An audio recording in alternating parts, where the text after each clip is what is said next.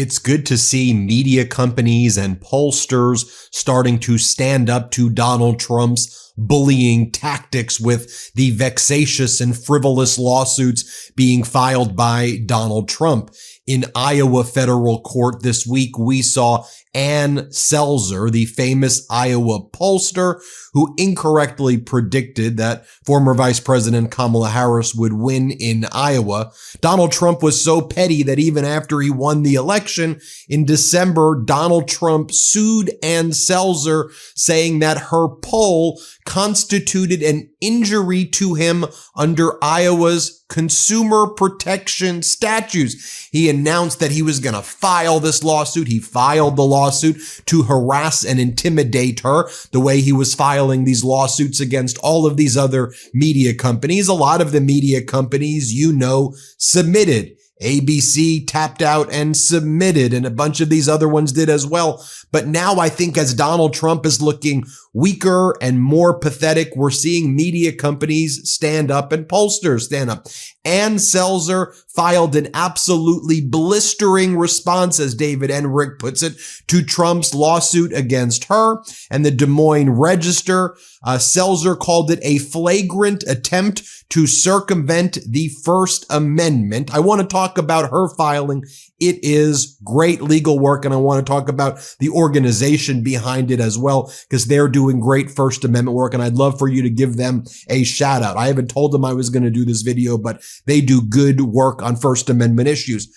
Then I want to talk about CBS, 60 Minutes, standing up to Donald Trump's frivolous and bogus, you guessed it, consumer protection lawsuit that Donald Trump and MAGA Republican Congressmember Ronnie Jackson filed against 60 Minutes because they didn't like the way 60 Minutes edited certain portions of their interview with Vice President Kamala Harris when she was running for the presidency, and Donald Trump was too afraid to do an interview with 60 Minutes. And he sued 60 Minutes for $20 billion. What a pathetic piece of trash Donald Trump is. I mean, to abuse our court systems like that, as he and Elon Musk go in and screw with your Social Security, your Medicare, your Medicaid, and your rights. And he's in there filing dumb lawsuits like these that are just so freaking frivolous, in my opinion. Let's go through them together, though, because I want to show you what it looks like to stand up. So this is the response by Ann Selzer to Donald Trump suing her because Trump didn't like one of her pre-election polls. Selzer writes, or her lawyers write for her, plaintiff Donald Trump's claims are barred by the First Amendment, and this court should dismiss them with prejudice. In the United States, there is no such thing as a claim for, quote, fraudulent news. No court in any jurisdiction has ever held such a cause of action might be valid, and few plaintiffs have ever even attempted to bring such outlandish claims. Those who have were promptly dismissed. There is good reason for this. History's judgment repudiated the 1798 Sedition Act, which prohibited, quote, false, scandalous, and malicious writings against the government of the United States or its president, and that fraught episode, quote, first crystallized a national awareness of the central meaning of the First Amendment. Since then, courts at all levels have confirmed our profound national commitment to the principle that debate on public issues should be uninhibited, robust, and wide open, holding that speech is presumptively protected unless it falls within one of the few limited, narrowly defined categories.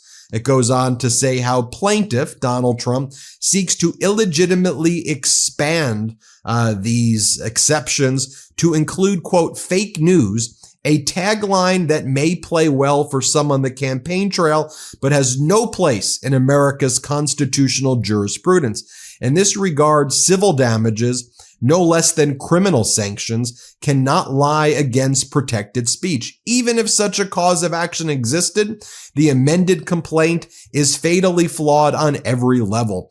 Plaintiffs fail at the threshold to allege any recoverable damages and do not state plausible claims either on the law or on the facts as alleged. No court has ever accepted claims like these, and this court should not be the first. Now, one of the schemes that Donald Trump always does with his frivolous lawsuits, I want you to watch for it each time he does it, is he'll file the complaint, then the defendants will file a motion to dismiss. Donald Trump waits to the very last day, either before the hearing's about to take place or before his response is due to the motion to dismiss. And then at the very last second, he files an amended complaint. Why? Because he seeks delay. So he'll file an amended complaint, and all that does is kick the matter out even further, at which point in time Donald Trump tries to harass, threaten, intimidate, bully. Now he has the government, the federal government, which engages in that as well. He tries to then talk negatively about the people during press conferences to scare and harass them. And he hopes he can bully them into submitting and either reaching a settlement or running away. That's his whole game plan. But when you stand up, when you fight back, when you notice his deposition, he's a chicken shit. He does not sit for depositions, or he invokes the fifth in depositions, and then he tries to delay the depositions because he is a scared little man. And in fact, you shouldn't even call him a man because he's a pathetic piece of trash is really what he is. I'm not going to mince words here on this network. So he filed an amended complaint. Then Selzer filed this motion to dismiss. Let me read you from page 8. It goes on to say, because the categories are governed by history and tradition, plaintiffs could not have chosen a worse candidate for inclusion than fake news. America's first experience with prohibiting false news, the Sedition Act of 1798, expired under its own terms, and all fines assessed under the misbegotten law were remitted. President Thomas Jefferson denounced it as an unconstitutional nullity, as absolute and palpable as if Congress had ordered us to fall down and worship a golden image. That's imagery right there that is apt today by President Jefferson. It goes on to say, plaintiffs' quest to punish, quote, fake news not only ignores this history, it also fumbles the conceptual basis for unprotected speech categories, which the court described as speech of slight social value. It goes on to say, here plaintiffs seek to create a new First Amendment exception for speech that has always received the highest level of constitutional protection. Political speech and commentary. In a word, it just doesn't fit. The Supreme Court has repeatedly reaffirmed that the First Amendment has its fullest and most urgent application to speech uttered during a campaign for political office. Accordingly, the First Amendment affords the broadest protections to discussion of political issues and debate on the political process. And it goes on to say, political polling is speech protected by the First Amendment, both because it requires a discussion between the pollster and voter, and the resulting poll itself is speech. I want to give a shout out to the group called FIRE, F-I-R-E, and they deal with freedom on the First Amendment issues. You can go check them out as well. The group is called FIRE. It's an acronym, F-I-R-E. I want to go now and turn to Donald Trump's lawsuit against CBS. And CBS is fighting back, right? I mean, who knows ultimately if their parent company Paramount is going to tap out and try to reach a settlement as they try to have a merger that I think the Trump DOJ and Trump Federal Communications Commission is threatening to block. But Donald Trump sued CBS with Ronnie Jackson. Now, you may be saying, why would Congress member Ronnie Jackson be involved in the lawsuit over 60 Minutes? You're probably like, Ben, I know that guy's a total idiot and a con artist, but why would he be? Well, he's an idiot and a con artist. So what Ronnie Jackson is alleging is because he's from Amarillo, Texas, which is in the Northern District of Texas. That's where the federal district is. And the Amarillo division is where a judge named Judge Matthew Kaczmarek is located. He's the only judge from Amarillo.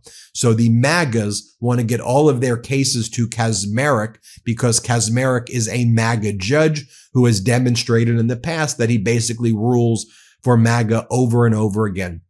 So Donald Trump is trying to get jurisdiction in that specific venue in Texas by saying, first and foremost, Donald Trump says that he's experienced a damage as a consumer under Texas consumer law. Can you believe that? They're invoking Texas consumer law, right? Pathetic. And then he's saying, I should be able to bring my case in the Northern District of Texas because I'm bringing it with a guy who lives there, Ronnie Jackson. He's from Amarillo, and he's a consumer who was damaged, and we were damaged $20 billion by this airing of the interview with Kamala Harris. I kid you not. That's 100% what the lawsuit is actually about. So CBS, though, is fighting back in a joint proposed scheduling order. And again, I don't want to give them that much credit because I don't know what they're going to do. What I do know is that the people at 60 Minutes who are real journalists, they will be done with CBS and they will speak out vehemently if they're required to. They will not support any settlement at 60 Minutes over this. I can't tell you what the billionaires and executives want to do, but I'll tell you what the show 60 Minutes wants to do. That's for sure. But here CBS is fighting back. And CBS is saying that they're going to take discovery of Trump. Defendants believe discovery is needed into Trump's personal financials, as well as the financials of Trump's 2024 campaign organization and of Trump Media and Technology Group, including with respect to Truth Social and the Trump meme crypto project. Defendants further anticipate discovery will be needed into Trump's legal relationship, if any, with the Donald Trump for President 2024 campaign and Trump Media Technology. Discovery is also needed into whether plaintiffs have purchased goods or services and whether Representative Ronnie Jackson agreed to arbitrate his claims. It's possible that Representative Ronnie Jackson subscribes to Paramount Plus and didn't realize he signed an arbitration provision. That would be the ultimate karma if that's ultimately what he did. I want to remind all of these people who are in litigation with Donald Trump, though, of what our co-host Michael Cohen did when he was sued by Donald Trump. And our co-host Michael Cohen, I think, has the perfect roadmap here, which is Cohen immediately requested Donald Trump's deposition. Donald Trump tried to delay. Cohen didn't even fight the initial complaint. He's like, all right, let me answer this thing, but I want your depo right away. Let's go, Donald. Me, you, in a conference room, 7 hours. We're going to have the top lawyers grill you. So Donald Trump kept on backing out. The federal judge issued an order requiring Donald Trump to show up. And right before that deposition was set to take place, Donald Trump dismissed the case. Let me just remind you, this is when Michael Cohen and I were talking about his lawsuit. And this is when he brought a motion to compel to get Donald Trump to be deposed. I want to show you this because Trump will not sit for depositions, okay?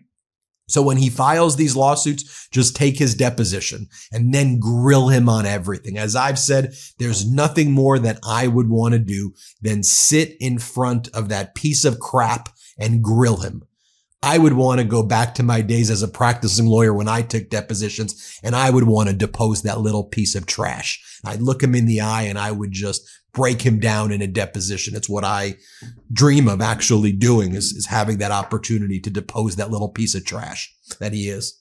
Weak, pathetic human. Here's Michael Cohen. Let's play it. And I want to give you a very quick update where we are at. It is truly incredible. Normally, a plaintiff is the one that's pushing a case forward as quickly as possible, but not Donald. Nope. We are now going, and we have another motion before the court in order to get an exact location as to where the October 3rd court-ordered deposition is to take place.